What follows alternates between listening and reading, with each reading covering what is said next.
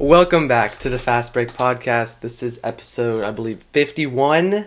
Not episode 2. Which is amazing. I'm just holding up 2 fingers because this is my second time here. Yes. Not episode 2. Don't worry. Yeah, this is John's second time here in the podcast. We're going to be making some fun content here about the Kings, specifically towards the end of the season, just kind of just like a season review of like predictions we made that John made in the beginning of the season, just kind of going through them. And then your overview. Oh, yeah. An overview of just last couple games. Yeah. All right. Without further ado, let's get right into the video. Oh, that was good. That was perfect. Okay.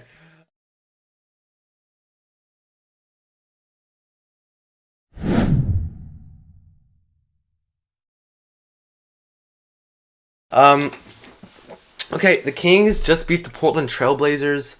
And that was obviously a must-win for the Kings because must the Kings win. That would have been basically locked as the 10th seed if they lost that one. Yeah, but it looks like we're gonna end up as either the 8th or 9th seed, depending.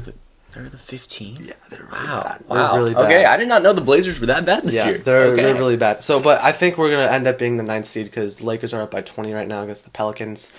But so, it looks like we're gonna be playing the Golden State Warriors yet again. Which is going to be unfortunate because if we win this game, fun. We still have to play the loser of the 7th. The media loves that, but we don't. So yeah, the media does love that. But if they were, I'm just going to say my disappointment rant of the Kings, and then you can be more positive if you want. But I'm just going to say, a month ago, the Kings were looking at potentially making it into the playoffs as even the 6th seed or the 5th seed or something along the lines of that. In fact, in my mid-season predictions, of which I'll get into a little bit, I had the Kings as the 5 seed because I genuinely believe mid-season they were looking good, they were better, and it's just not panned out since then. They're 3-7 in their last 10 games. It's they're fighting for their play-in lives now, which hurts to say after last year, but again, we have to come where we came. We have to remember where we came from as a Kings fans. So, I mean, at this time last year, the 9th seed would have been great, but it's disappointing after following a good season. That just happened. Yeah, especially because the Kings were the 3rd seed last year. They were the 3 seed. Which is insane. Won the Pacific Division. Yeah, insane to think about. But once you look at it, the Kings got 48 wins that year, and they were the 3rd seed. And the Kings got 45 this year, and they're the 9th seed. That just shows That just shows how competitive. That just shows how competitive the West is this year. Of course, they did a little worse than last year, but I think that is just because of the West is just so dominant this year that it really just it goes down to the very last game to see what the seeding is, which I think is insane. Let me take a look at what the East had this year. I mean the Celtics are having a historic year, but everyone else is honestly like this is trash right here. It's just a huge drop off from. It goes from 32 to 25. Yeah, between the Nets and Raptors, but yeah, it's not like the Kings would be much farther up in the East, but they would be playing easier competition, and I feel like they would win a couple more games. But whatever, you can't change what conference you're in. Yeah, but I feel like saying this year is like a huge disappointment is a little bit of an understatement for a few reasons. One being. The West just got a lot better this year, and the Kings didn't really make any moves at all. So I think the fact that the Kings are still in the play-in position is still really good. And if we take this back just a few seasons ago, the Kings were 13th and close to dead last for 10 to 16 years, which is just insane to think about. And I think us being the 9th seed is amazing, if that compared to the times that we've had before. And I'm just going to go through just some of the last games, what we went wrong. I don't really need to look at it. I kind of know what... The general gist of it. Yeah. Part of it, I feel like, is after these last few games, especially crucial games against not the Clippers, the Suns. Who else did we play? The Pelicans. And we played some other people, but I don't remember who it is. Games. We did play the Clippers. Suns, the Pelicans. They went 0-5 against the Pelicans this year. Just want to point that out. That was terrible. Even this month, that Celtics loss was terrible. They had that one in the bag and they lost. Knicks' loss was not great. Thunder wasn't even not great either. It was one step forward, 2 steps back at the end of the year is what it felt like. And it seems like after those games we didn't just like from the emotion from the players and the coach, it seemed like oh whatever, we got them next game, and they just had that constant next game mentality, and just like kind of shrugged it off. But I feel like after maybe the Kings lost to the Thunder, and from losing to the Celtics and the Knicks, like the Kings have lost to like big teams. I feel like even after the Mavericks game, to be able to bounce back and win the next few games, which they won the next two, but then they just fell to the Knicks. So I think part of it is nice. I think part of it is that the Kings just kind of would chuck threes in the fourth quarter. It would seem like if they were down like 10 or so points, which is you're still competitive in the game if there's like 4 minutes left and you're down by like 10 to 15, because like teams have came back from that many times before, even this season. So I think the Kings just need to kind of like not relax in the fourth quarter, but like they would kind of fourth quarter play has been terrible this year. It's been really bad, and part of that is because De'Aaron's gotten a little worse. Yeah, De'Aaron has just kind of just been trying to take over that clutch player role, which he won last year, and I feel like Mike Brown even hasn't made the correct adjustments in the fourth quarter, because the Kings will just go out, just like start chucking like crazy shots, and there would be no adjustments made, and that'll just be what it is for the fourth quarter. So I think I'm not blaming it on Mike Brown or De'Aaron Fox. I'm just saying that maybe to look for like better shots to get more opportunities to score points and possibly take the lead by like doing the pick and roll that they're good at. But exactly. But again, they're missing Malik Monk and Kevin Huerter, which is crucial for like that DHO kind of thing they do. Almost any play that doesn't start with De'Aaron Fox starts with Sabonis handing it off. Mm-hmm. A dribble handoff at the top of the key. Yeah. But yeah. I feel like if we had one of those two here, even Kevin Huerter, people say Kevin Huerter is not great, which he hasn't had the best season this year, but he could still make an impact. Exactly. But I feel like if we had one of them this year, it would have been crucial. But I will say a move definitely needs to be made in the offseason. Mm-hmm. But just to prove that there needs to be a change. You want to get into the general NBA predictions? Let's do it. I'm going to start with my biggest disappointment of the year so far with what we got left. It starts with the Milwaukee Bucks. In terms of this felt like a modern day Kobe Shaq dynasty potential here. But both guys want to be the guy. Giannis honestly has taken this point guard role over the last couple of years and kind of embraced it a little bit. As point guard Giannis is kind of a joke, but it's also not. Like it's he genuinely cares about wanting to actually be the guy and setting up others for plays, but not in just setting screens. And that's why they brought in Damian Lillard, so they can run an unstoppable pick and roll. That just never panned out. Dame didn't necessarily get worse, I don't think, in my opinion, really.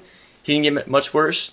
But it was like I thought the Bucks were going to be the Celtics this year, the 65-win team that nobody could touch. Mm-hmm. And it just didn't pan out. Obviously, the Celtics matched them with the Drew Holiday signing in the offseason. Mm-hmm. But I didn't think it would matter that much. They showed no control. They showed, I mean, it was a lack of obviously there was a coaching change in the middle of the season when they were the 2 seed, but they just blew the 2 seed to the Knicks. In crucial games this year, they look out of sorts. I remember there was a Grizzlies game against them, the Grizzlies, in like March, I want to say, where they just looked so out of sorts in the fourth quarter. That for a team that was supposed to be like on people's championship, like a championship contending team does not look like a championship contending team right now. And in terms of just the Eastern Conference in general, I would be surprised if a team not named the Celtics gets out of the East. Yeah, I totally agree with that. And part of the Bucks kind of dip in this kind of last quarter of the season is, again, the coaching change, and they just kind of like couldn't figure out their defense towards the end of the season. True. Oh, I forgot about that. And they've had bad losses. Like today they lost to the Magic, which are, of course, a great team. They've lost to the Thunder. They lost to the Knicks. They lost to the Raptors. They lost to the Wizards. They lost to the Grizzlies. They lost to the Pelicans. They lost to the Lakers. This doesn't seem a lot of desperation when they really needed to be desperate. Yeah, and they have two like great players, like superstars, like guaranteed Hall of Fame players, like top, like the best of the best. And I feel like when you have two players like that, you just have to be able to play better, regardless of what the coach. And one last thing about the Bucks. Then we'll move on. Grayson Allen had a lot bigger of an impact on this team than people think. He it's just a little inside. What's the word I'm looking for? Anyways, I've seen he's been honestly the third best player for the Suns in a lot of games this year with Bradley Beal out. And he's filled his role out as a corner shooter really well. I thought Grayson Allen was going to be terrible coming into the league. I didn't feel like he was a NBA ready guy, but he's honestly been a huge part to the Suns team. And without him, 3-point shooting percentage would go way down. He's a crucial guy. Yeah, and people just often forget about that. But yeah. Yeah, I was watching the Kings versus Suns game and it said he's the most consistent 3-point shooter in the league, which I think is insane to think about. Okay, wrapping up talking about in general, just like NBA, because we don't have a whole lot of time. What's your team you want to go for? Okay, yeah, I'll just pick a team real quick, then we could go to your predictions. I think the disappointment for this year... Or do you want to pick like a good team that you were surprised in? Or yeah, I'll pick a surprise team, just to keep it more simple. I'm going to have to go with the Orlando Magic on this one. I think they had a great season overall, of course, finishing 47 and 35. I was not expecting this at all, honestly. I had them as the 9 seed in my preseason predictions. Yeah, and their players have been great. Like, Paulo has been great. Paulo and Franz has honestly worked as a 1-2 duo that both of them could have been all-stars, but Franz just got overlooked because of the hype, whatever. But, yeah, continue. And I think Jonathan Isaac, him being healthy this year, has been a huge, crucial part because he's like... Honestly, seeing him play, he looks like one of the best defenders in this league. Like, he could block a shot. He has a decent jumper.